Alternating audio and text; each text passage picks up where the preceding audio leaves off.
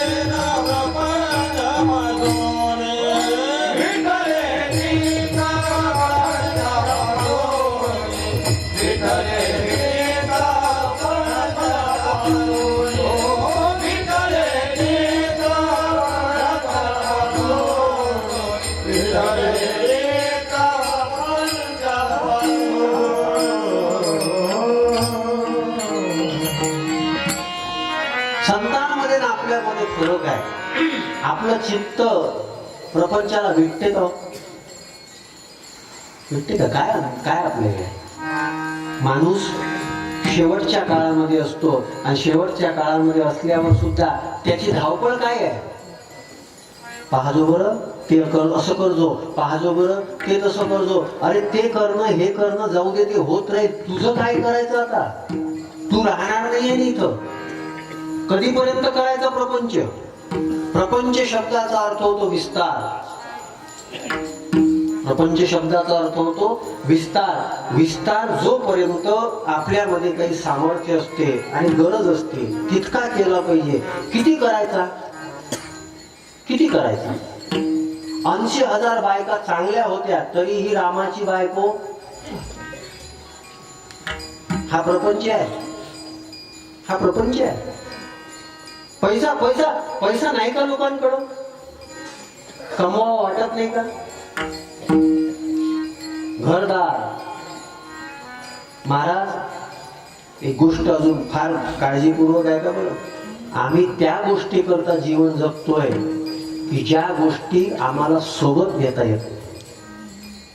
किती चांगलं घर बांधा, कितीही पैसा कमवा, कितीही मोठं मोठं काही, तुमची गाडी किती मोठी असू द्या, पण सोबत तुम्हाला काही नेता येत नाही. आणि जे विनाशी आहे त्या विनाशी तत्वाकरता आयुष्य जे घालवतात ना, काय त्यांच्या आयुष्यात येतो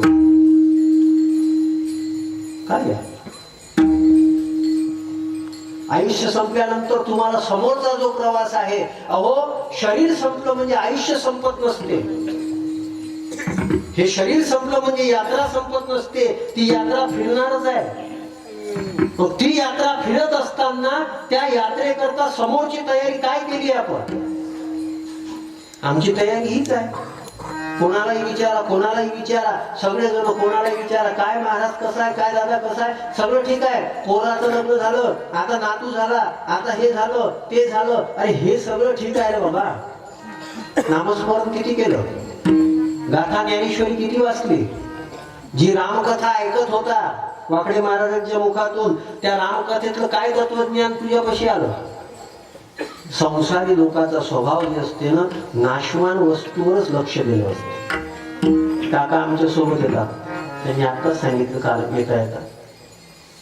मग आल्यानंतर आमच्याकडे असे बरेच जण आहेत का त्यांना वाटते फिरणारे लोकांना पाकिटच भेटते. ते कीर्तन कसं झालं, काय कसं झालं, कोणत्या गावातला अनुभव काय होता याच्यावर लक्ष नाही, पाकिट किती होतं. आता त्यांची काय चूक, बरेच जण पाकिटासाठीच तर जगून राहिले, त्यांची काय चूक, स्वभाव संसारी आहे. कीर्तन कसं झालं याच्याकडे लक्ष नाही. आणि महाराज स्वतःच्या गावचा स्वाभिमान असतो, पण माझ्या गावातले कीर्तन मी बंद केले. का बंद केले हे असं चित्र दिसत नाही. माझं गाव खूप मोठं आहे, तुमच्या गावापेक्षा खूप मोठा आहे. तुमच्यावर केदारजी महाराजांची कृपा आहे. तुम्ही इतक्या चांगल्या पद्धतीनं, विशेष करून तरुण पोरं तरुण मुली कीर्तना करता बसलेले आहेत. हे सगळे डीजे वाले आहेत, नाही तर हे त्याच्यातच गुंग आहेत हे. पण आज तुम्ही इथं येताना हे तुमचं भाग्य आहे. मी गावामध्ये तारीख देणं बंद केलं. मी थोडा हेकड माणूस आहे. तुम्हाला जर कदर नाही ना त्या गोष्टीची, तर मग मी तुमचे कदर करत नाही, मी तुमचा आदर करत नाही. मी किती चादर पसरा. महाराजांनी सुद्धा सांगितलं, क्रोधी अविश्वासी त्याशी बोल, कशाला आपले वाणी विनाकारण व्यर्थ घालवायचे. तुम्ही इतकं शांत चित्ताने ऐकता, परमार्थ करण्याकरता तुमच्या अंतःकरणामध्ये आतुरता असेल तर त्यांना ते विनाकारण कोसणे. मग ते शेवटी बोलले, म्हणजे मी तुमच्या सारखा असमाधानी नाही. हे का सुचलं, परमार्थ समाधानासाठी असतो, परमार्थ शांतीसाठी असतो. भगवद्गीतेतलं सूत्र आहे, अशांतस्य कृतम सुखम. जो अशांत आहे त्याला कोणतं सुख आहे, कोणतं सुख आहे.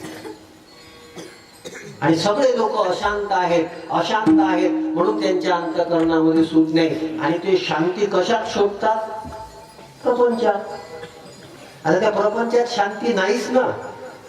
रामाचा बाप दशरथाचं चरित्र तुम्ही ऐकलं असेल, त्या रामाच्या बापाचा संसार चांगला नाही झाला तर तुमचा कुठून होईल. आणि हे जे तुम्हाला प्रलोभन दाखवलं जाते का तुम्ही केदारजी महाराजांच्या पुढे नतमस्तक व्हा म्हणजे मग तुमचे लेकरं बाळ चांगले होतील, हे प्रलोभन आहे. असं घडत नसते. ज्यांचे अभंग ऐकून आम्ही परमार्थ करतो ते तुकोबाराय सांगतात, देवाची ते प्राप्ती आले ज्याच्या घरा, त्याच्या पडे चिरा संसाराची, त्याच्या पडे चिरा संसाराची, त्याच्या पडे चिरा संसाराची. देवाची ते प्राप्ती आले ज्याच्या घरा, त्याच्या पडे चिरा संसाराची, त्याच्या पडे चिरा संसाराची.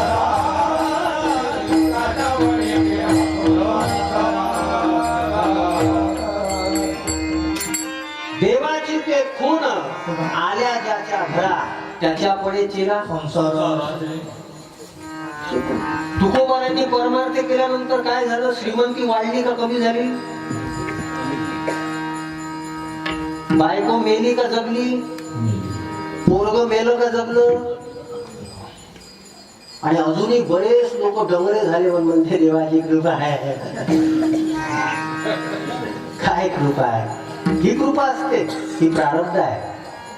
हे प्रारब्ध आहे. ज्यांच्या सोबत तुमचा या जन्मामध्ये संबंध आहे तो संबंध नित्य नाही आहे. संबंध आहे आपला पंढरीनाथासोबत. ते आमचे इंद्रेशजी महाराज सुंदर भजन गातात, हम तुम्हारे है प्रभु जी तुम हमारे हो, हम तुम्हारे ही रहेंगे हे मेरे प्रियतम, हम तुम्हारे हैं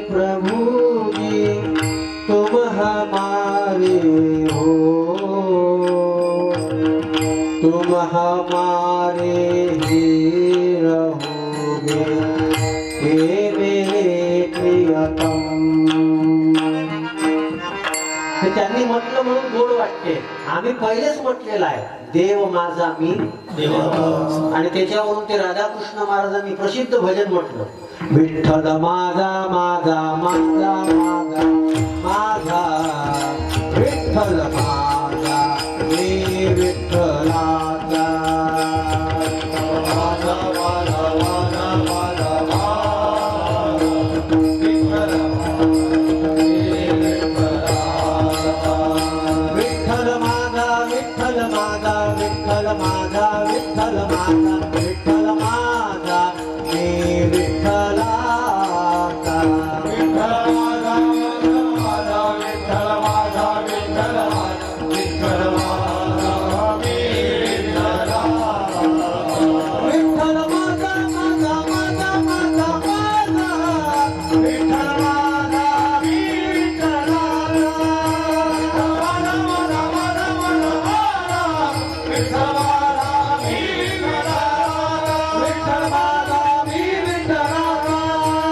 माझा विठ्ठल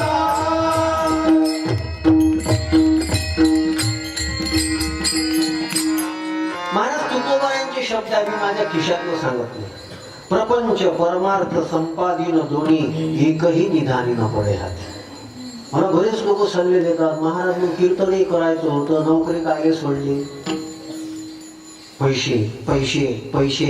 माणूस पैशानं मोठा होत नसतो. प्रपंचामधल्या मोठ्यापणाचं सगळ्यात मोठं लक्षण म्हणजे पैसे. आणि साधू संत म्हणतात, सोने रुपये आमा मोल. सोने रुपये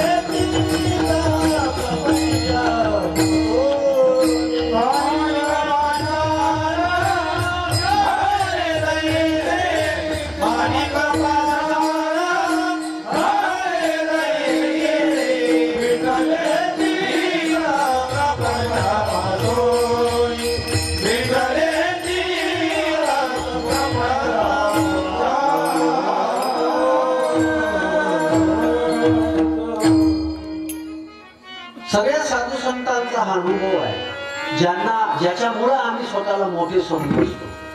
कोण मोठा कोण मोठा, धनवंताला जी सर्व मान्यता आहे. आज तर अडचण अशी आहे की महाराज आहे कोणता मोठा, कोणता मोठा. महाराज गाडी घेऊन आलं तर महाराज मोठा असते, याच्यामुळे गाडी घ्यायला लागली. महाराज कीर्तनानं मोठा होत नाही, महाराज ज्ञानानं मोठा होत नाही. महाराज कोणता मोठा, जो जास्त पॅकेट घेतो तो मोठा. या तुमच्या अज्ञानावर तर बऱ्याच जणांची दुकानं चांगले चालतात आणि आम्हाला त्याचा अभिमान, आम्ही त्याला आणलं बसवा उरावर. मी टीका करतो अशातला अर्थ नाही. तुम्ही कीर्तनाचे पैसे देऊ शकत नाही. तुम्ही कीर्तनाचे पैसे, कीर्तनाला पैशात मोजणारे दोघही जण बदमाश आहेत. कीर्तनाला पैशामध्ये मोजणारे. महाराज लोकांची काय परिस्थिती आली हो, आम्हाला कधी कधी चिंता वाटते. त्या मूर्तीच्या बरोबरशी एक गाव आहे, तिथचा मला फोन आला होता. महाराज म्हणे तुमचा रेट किती आहे. खरंच असाच म्हणे, रेट किती आहे तुमचा, तू समजतं काय आम्हाला. बोलायची भाषा आहे. रेट कोणाचा विचारत असता. तुम्ही हसले म्हणून लक्षात आलं माझ्या. म्हणजे आम्ही स्वतःला इतकं हलकं करून टाकावं नाही. महाराज मी हसवण्याकरता किंवा तुमचं मनोरंजन करण्याकरता सांगत नाही. मी काही जोकर नाहीये. मी आजही केजाजी महाराजांच्या पुढे अभिमानानं सांगतो, आम्ही आमच्या कीर्तनाचं स्टेटस जपलं. आम्ही बाजारलोपणा येऊ दिला नाही त्याच्यामध्ये. मी कशासाठी सांगतोय? पैशामध्ये मोज. बरं जाऊ द्या, तुमचं पैशावर इतकं प्रेम आहे, पैशाचं तुमच्यावर प्रेम आहे का? तुम्ही मला जे काही द्याल आज, ते पुढच्या वर्षीपर्यंत राहील का माझ्यापाशी? पुढच्या वर्षी काय रे, आत्ता पेट्रोल टाकता टाकता जाते अर्धे. त्याचं प्रेम आहे का तुमच्यावर? ते कोणापाशी जाईल बरं, त्याच्यापाशी स्थिर आहे का? अजून एक वेगळं बोलू, ज्याच्या करता आम्ही जीवन खपवतो, आम्हाला असं वाटते त्याच्यावर आमची मालकी आहे. तुम्ही लक्षात घ्या, तुम्ही त्याचे गुलाम आहे. तुम्ही त्याचे गुलाम आहे. माणूस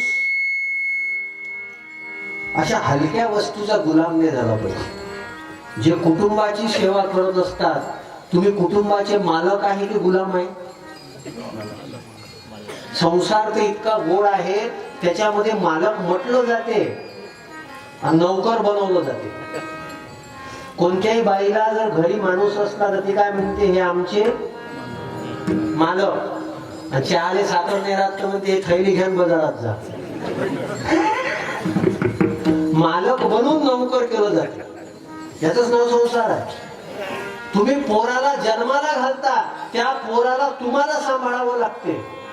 कधीपर्यंत? कधीपर्यंत? तो मोठा काय म्हातारा झाला तरी सांभाळावं लागतं. माझी आई आत्ताही मला म्हणत होती, अरे तू कीर्तनालयाचा गेला पण तुझी तब्येत चांगली नाही, तुझी तब्येत चांगली नाही, गोळी वगैरे नेली का? ती आईचं अंतःकरण आहे म्हणून ती बोलली. आज मी तिला सांभाळलं पाहिजे का तिनं मला सांभाळलं पाहिजे? संसारामध्ये ज्याच्यावर तुम्ही मोह करता, ज्याच्यावर तुम्ही अधिकार गाजवता, तो तुम्हाला सांभाळत नाही, तुम्हाला त्याला सांभाळावं लागतं. पैशाला तुम्ही सांभाळता का? पैसा शांत असतो, तुम्ही झोपत नाही.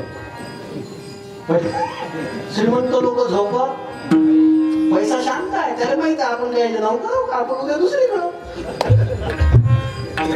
तो तुमच्यावर प्रेम करत नाही. तुम्ही देवावर प्रेम करा, देव तुमच्यावर प्रेम करतो. आणि देव तुमच्यावर प्रेम करतो म्हणूनच तुम्ही इथं बसलेले आहे. देव असा म्हणत नाही का ज्याच्या गळ्यामध्ये माळ आहे फक्त मी त्यालाच पोचतो, नाही.